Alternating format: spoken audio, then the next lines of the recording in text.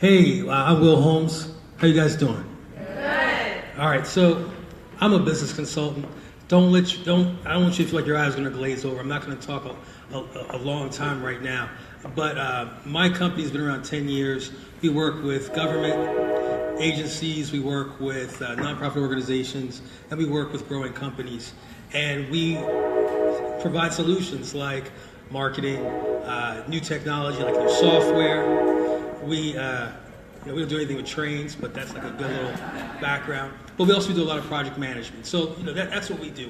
We're the guys who, when you have an idea, companies and government calls us in to create those changes, create that technology, make it happen. So that's what we do. One of the companies that has hired us is Goldman Sachs. And so Goldman Sachs has a really great program called 10,000 Small Businesses. It's a free program, so there's no cost to you, but there is a significant amount of time you need to put in. Some people call it like a crash course MBA, but I think probably more than anything, it's a 3-month boot camp that really allows you as a business owner to gain the skills that you're lacking. So if you're lacking in your financial management, there is an incredible module on that. If you're lacking in your marketing, if you're lacking in your sales, if you're lacking in how you scale your business, if your strategy, it's just a really thorough program put together by Babson College, #1 entrepreneurship college in the U.S., in partnership with Johns Hopkins, Morgan State, and CCBC. We have one main location here in Maryland, and so my contract with Goldman Sachs is to represent Goldman Sachs, to go around and talk to groups like this about the program and get you to sign up. There are requirements, and you can find that in the information. And if you're interested, I can definitely talk to you more about it. But I can say it's a really strong program. The folks who go through it are experiencing about 87% experience, usually 30 to 40% growth in revenue within the first 6 months. They're adding staff in the first year, and it's a really strong program. So if you're interested, there's information in the back, and please come see me. But that's all I'll say about that for tonight. For the most part, I think we're going to be talking about growing your business. I've been working with entrepreneurs for 10 years. It's part of my company is we give back. We have a group called Baltimore Professionals and Entrepreneurs. That's 5,200 members here in the area. Throughout every single month for the last 7 years, we've had free mastermind events, free workshops on starting a nonprofit, starting your business, growing it, marketing, everything. We partner with the SBA, City of Baltimore, Urban League, Startup Nest, Bank of America, Harbor Bank. We have some incredible partners, so I invite you also to check those out. All those events are free, so there's no barriers to getting the information. So, Elsa and I have a son. He's 8, and he's the best thing I ever did.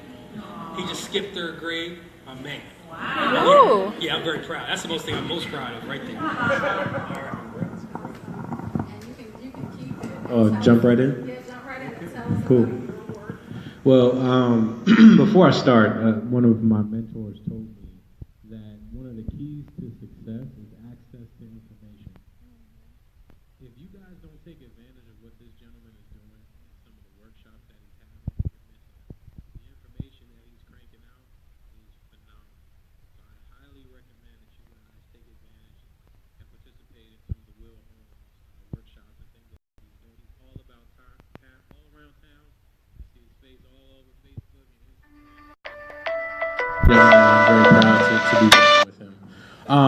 Yeah, no doubt. So a little bit about myself. Kyle O'Connor. I am a serial entrepreneur. And what I started my first company when I was 21, when I was a junior in college. I come from an entrepreneurial family. My 2 grandfathers were entrepreneurs. My mom was an entrepreneur. In fact, she was the very first, she had a coffee shop in D.C., and she was the very first company that was women-owned and minority-owned that sold coffee in bulk or in retail in the country. So I had to see some very awesome things at a young age, and that really drove me into what I was doing when I was in college. My dad was actually my very first business partner, and we started a digital marketing agency. So at that time, we were doing business cards and logos and websites Now we're celebrating our 11th year. We're still running that business, and we're working with the NAACP, University of Maryland, IBM, even though IBM is kind of on its way out. We're trying to help them stay alive. But we have been working with some prominent companies. So started my first company when I was 21. In 2011, I started another company called Me+1 Technologies. And that was a company to where we were building mobile payment applications. So what you guys see now with Apple Pay and Google Wallet and Samsung Pay, we were doing that 3 years prior to those organizations hitting the market. So you talk about groundbreaking and trailblazing. Not only were we ahead of the curve with technology, but we were entrepreneurs of color that were just crushing it in like the DC, Northern Virginia market. So we had the opportunity to participate in a very prominent conference in New York City. It was New York Tech Day, and 4,000 startups were invited from around the country. Can somebody take a guess how many of those companies were owned by entrepreneurs of color? Zero. No, not zero. There were a couple. Two, a little bit higher.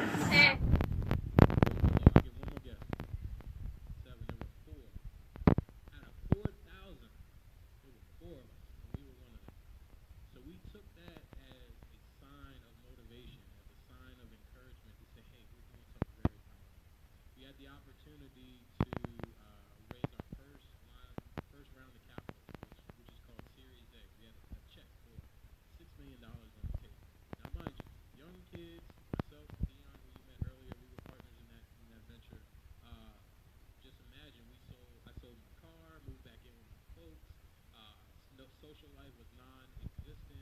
So when somebody puts a check for $6 million on the table, we're gonna take it. Put our best foot forward and try to capitalize on that. So long story short, we had an opportunity to receive this capital, but the deal ended up falling through because the investor was not reputable. Now, why am I telling you this? Mind you, 6 months later, we ended up selling the company. It got acquired by a larger organization, praise God. And we were able to use that capital to bootstrap what you now see here at the Startup Nest, which is why we are able to be privately owned. But why am I sharing this story with you before I even get to what we're doing here? I'm sharing that because we are entrepreneurs ourselves. We're not just some corporate executives to say, hey, I made my money, let me go be an entrepreneur and try to coach these people. We've been through it. We've been through the good side, we've seen the bad side. And I think that's very relevant in terms of how we are growing here organically. We're not preaching it's not the pot calling the kettle black. We have been there. So we can empathize with what young entrepreneurs are going through and being in a diverse market and trying to be a game changer. So what we are doing here is very impactful at the Startup Nest. This is a legacy play. And why this is important to not only the city like Baltimore, but the entire country is because the dynamics are changing. Steve Stout, who is somebody who was on my bucket list to meet, he's a marketing genius. He has labeled it the tanning of America. And what it is as time goes on, the dynamics and the demographics are shifting.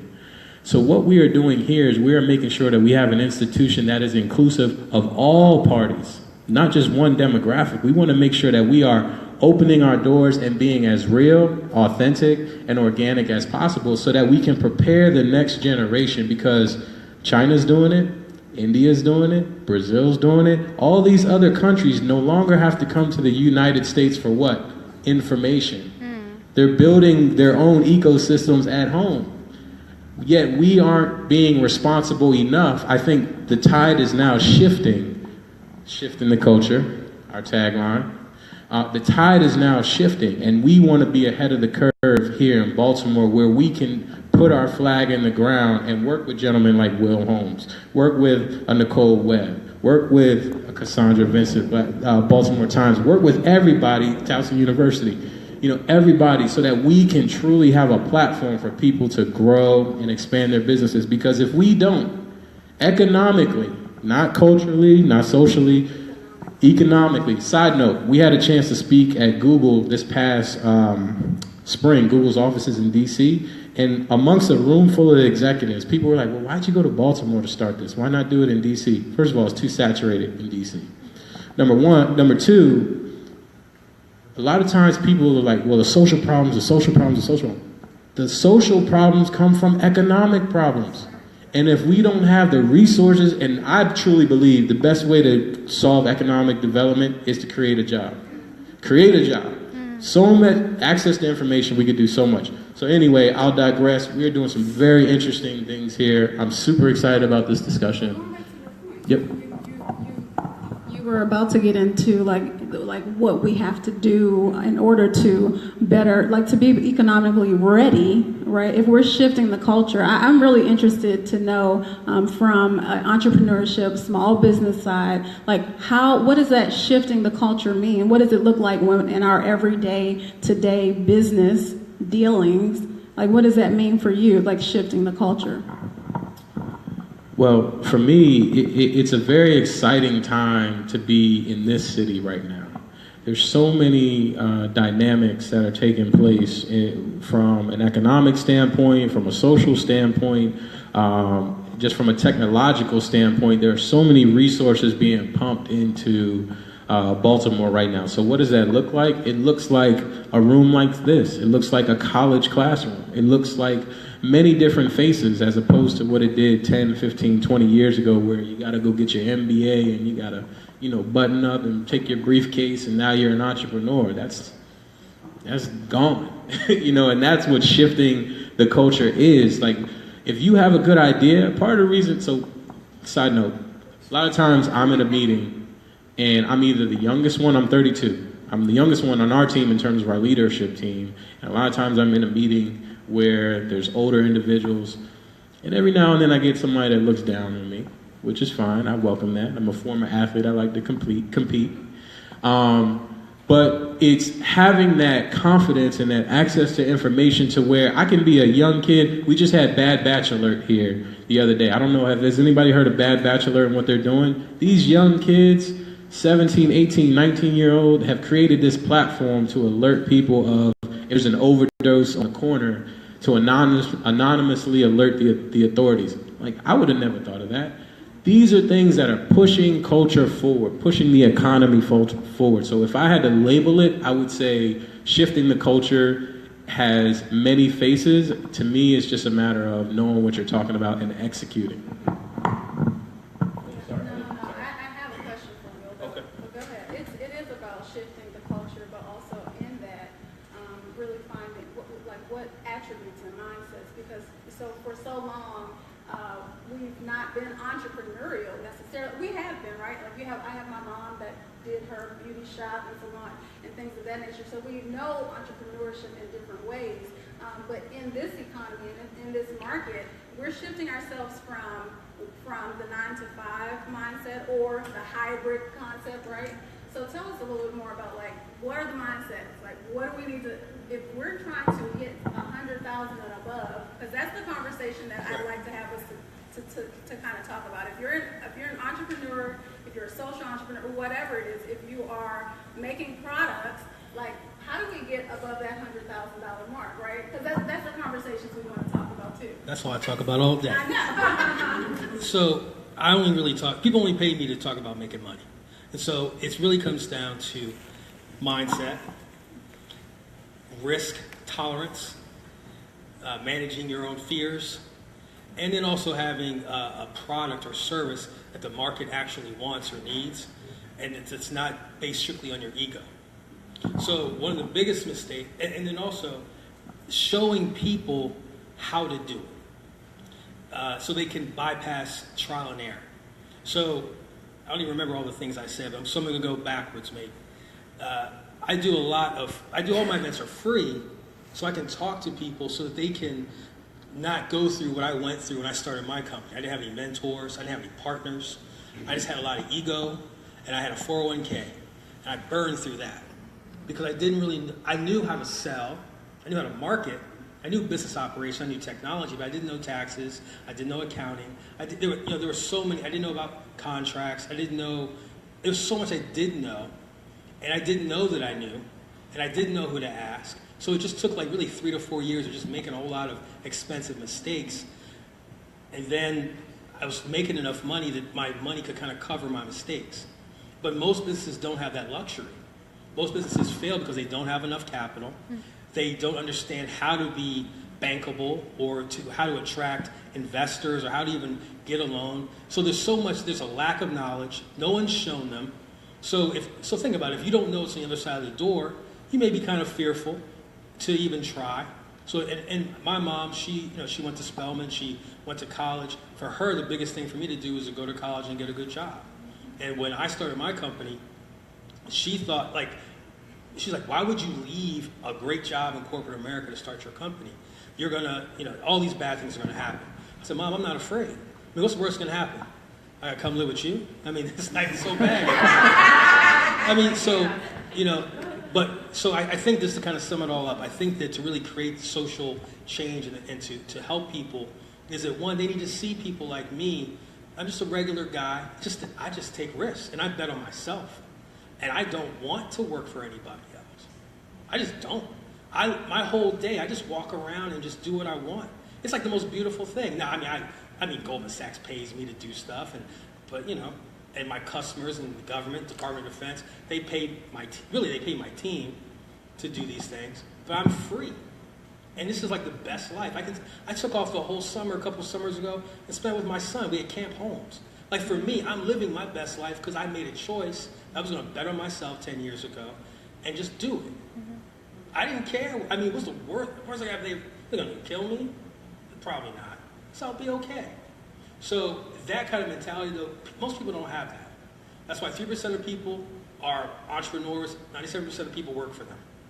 So if you really are serious about having an entrepreneur mindset, you've got to get past you've got to be able to manage your fear, understand that there is risk, but this fallacy that people have, this idea that they're safer working for somebody, that same person is me, who makes mistakes, does dumb stuff, messes up, got to go out of business. So it's not like your boss is any different than you. He or she just takes different risks. So if you're serious about starting your business, bet on yourself. If you're serious about starting your business, understand you're going to need to probably take on maybe a little debt so you can have that capital so you can grow. If you're serious about being an entrepreneur, talk to other entrepreneurs, get that information so you don't have to just keep making mistakes. We have curriculums out there that's free, 30 Steps for Startups. We've been doing it for 5 years. The SBA uses it. Organization, the city uses it. Urban League uses it. Free on the internet. I mean, there's so much information out there. There's so many resources. There's really no reason that people fail like they do other than they just don't know or they're afraid to try. So, did I answer your question? So what do we need to know? So what we need to know, I think that more than anything you need to know, one, get past your ego. Like, don't just make things because you think people should buy them or because you have an idea. That's probably one of the biggest issues I see with entrepreneurs. They just do things because they want to do it. It's their passion. So they just do it and they expect people to buy it. I do not recommend that. In fact, what I always say is I sell cake to fat kids because fat kids love cake. If you want to sell vegetables, knock yourself out. Meanwhile, while you're trying to fix and teach them about loving vegetables, I'm already going to market and I've got all types of cake. And they're buying my cake and I'm getting paid. So I sell cake to fat kids because the market wants to pay for cake. You understand what I'm saying? Not literally, I'm actually a business consultant. I don't actually make cakes. I eat a lot of cake, but I don't actually sell cake. So I think you get my point. I sell what people want to buy. And people don't get that for some reason. They rather sell what they think they should buy. You guys with me on that? Yeah. That's kind of an issue that I kind of have sometimes when thinking about businesses. But a lot of times in being an entrepreneur, sometimes you tell the market that they need something. So or you make them think they need it. It's very rare that you have, unless you're like a Steve Jobs, it's very rare that you're going to create something that is so brand new that everybody in the world is going to be like, oh, I didn't even know I needed that. That's so rare. And if you can do that, awesome. But meanwhile, while you've got bills to pay, you should probably sell things that people want to buy. And you need to pay attention to technology changing. For example, newspapers have changed. If you're not going to change your business model, you're going to be in trouble, right? So cabs, people still driving cabs, and Uber is out there crushing them, yet they're still standing in line for 45 to 50 minutes away for a ride that may average $8 to $9. Meanwhile, Uber drivers already made 40, 50. I mean, it's like people don't pay attention. They're so stuck or afraid and they won't change. So if you really want to start your own business, really want to see it grow, you got to bet on yourself, not, be able to manage your fears, pay attention to the market, and give people what they want. Just give them what they want, and they'll pay you for it. What do you think, Kyle? Touche. Is there another question that comes from the yes? So how do you manage relationships with partners where you don't see eye to eye? Because what you just said to me is give them what they want. But if your partner has that ego thing where they're saying, no, I'm going to give them this because I think they want this, and that's not correct, that could put you in a bad spot. So how do you manage those relationships with partners? You know what? I'm not good working